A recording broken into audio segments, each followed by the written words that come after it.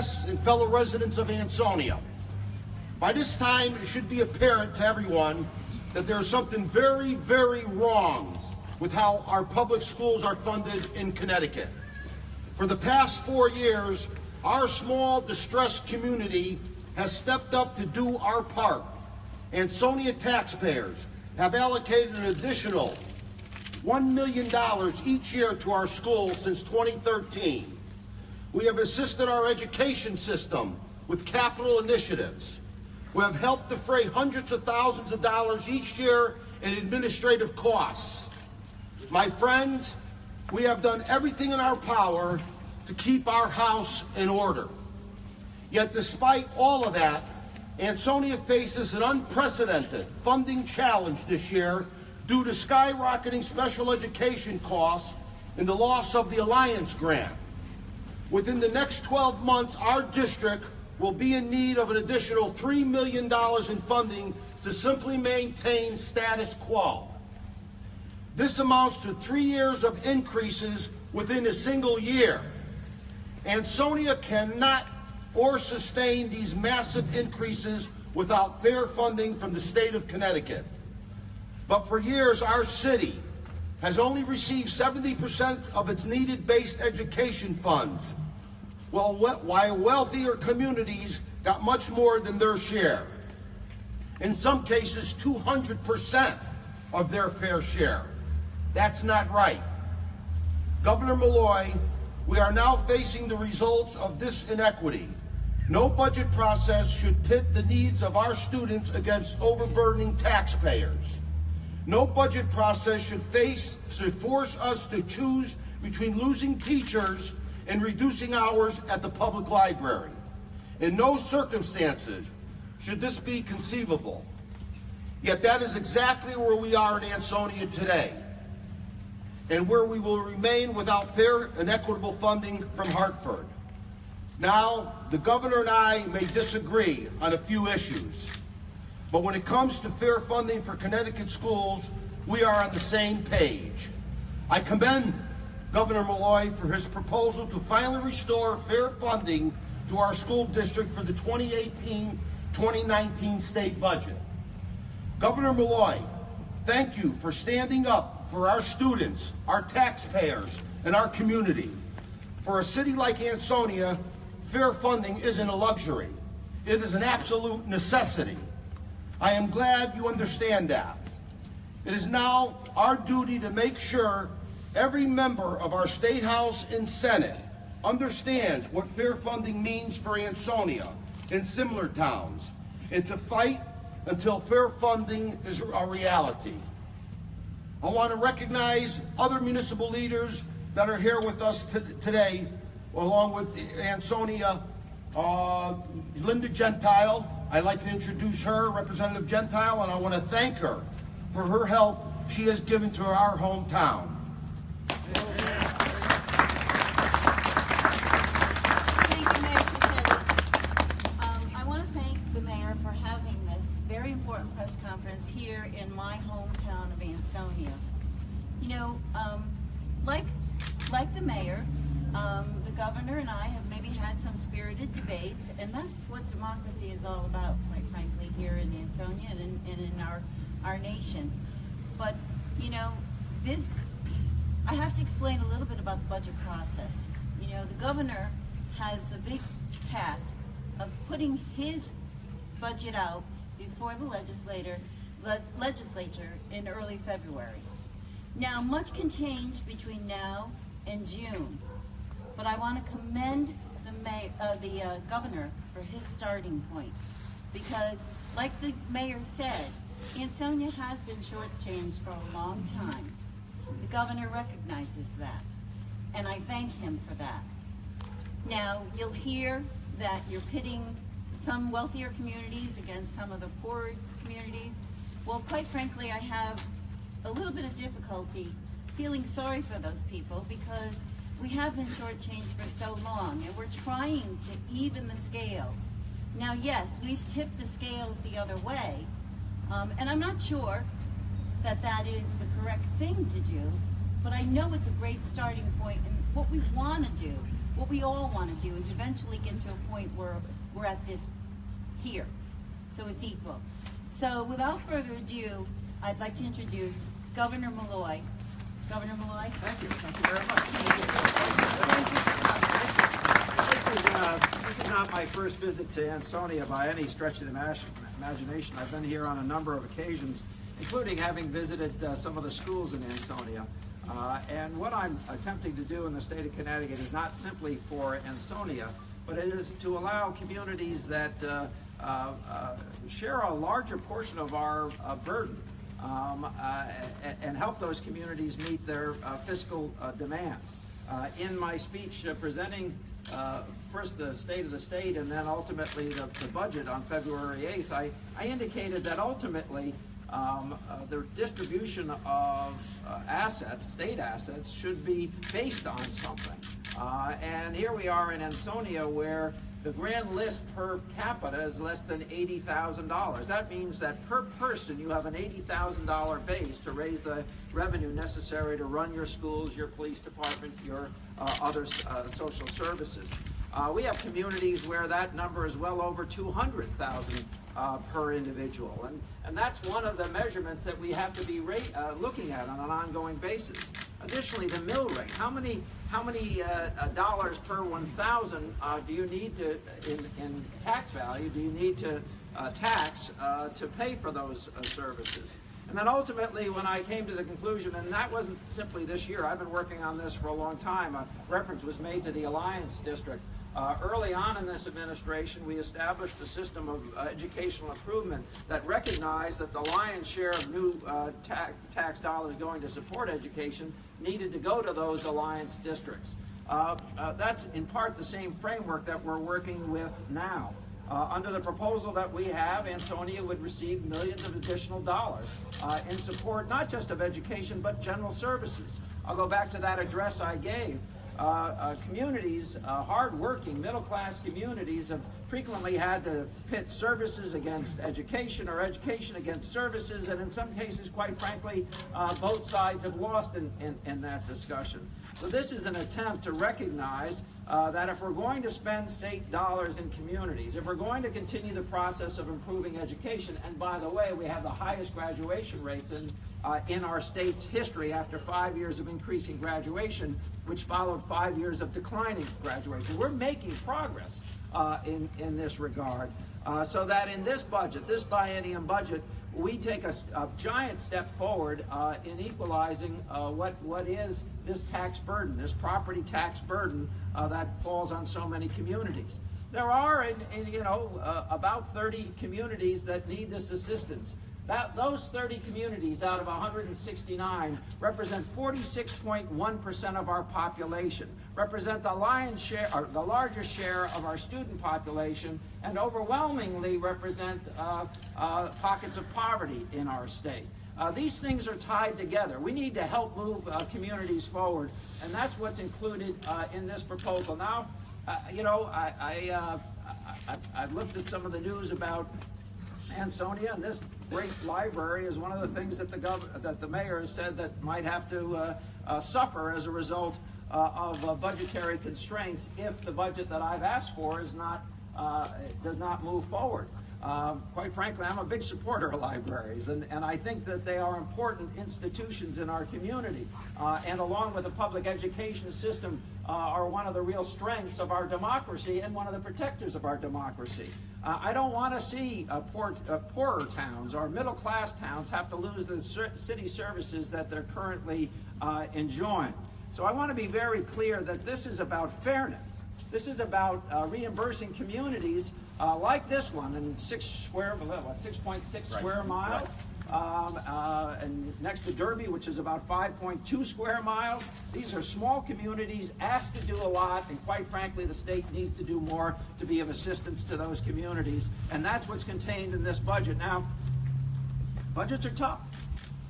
We live in a different America where growth has been slower than at any time in our lives as I look at this crowd. This recovery from the Great Recession is unlike any other post-World War II recovery that we've seen. But the time has come for us to look at how we spend our money in the state and make sure that we are well educating our communities, that we are well serving our communities, that we step in and play a role in making sure that that can be accomplished by those communities, and we hold those communities accountable for doing just that.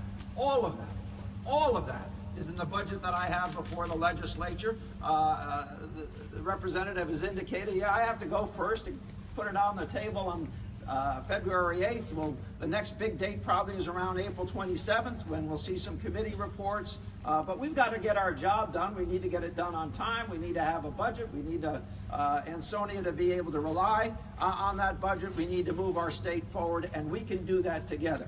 Thank you very much. Tony, before you leave, I'm sorry, I neglected, and it was an oversight. My colleague, Senator Logan, would you like to say a few words, please? No, thank you for that. My fault, I'm so sorry. Thank you, I appreciate it. I want to thank everyone for coming out here today.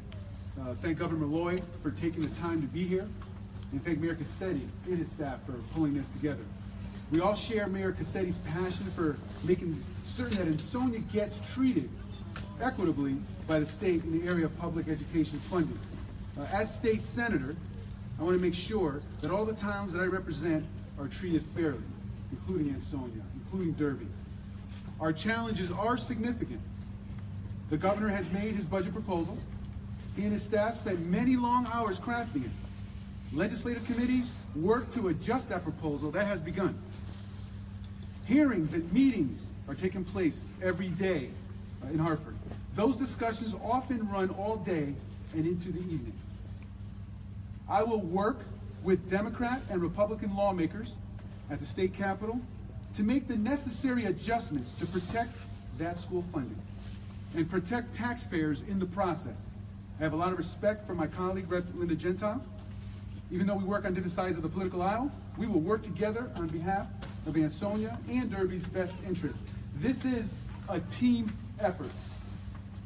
In the weeks and months ahead, I'll work closely with Rep. Gentile, Mayor Cassetti, and local leaders throughout our region to make sure that the state budget that eventually passes is sensible, predictable, reasonable, and fair. Our common goal must be to pass policies which encourage people and jobs to come to Connecticut and grow here.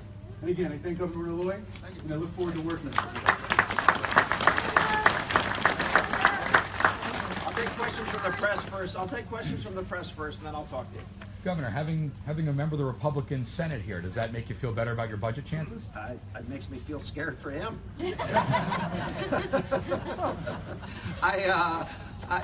Listen, I think that this is going to be a long and drawn-out process, as it always is on the biennium, and there's miles to go before we sleep. But let me say that I am very much committed to helping the communities that are representing far greater burdens than other communities in our state.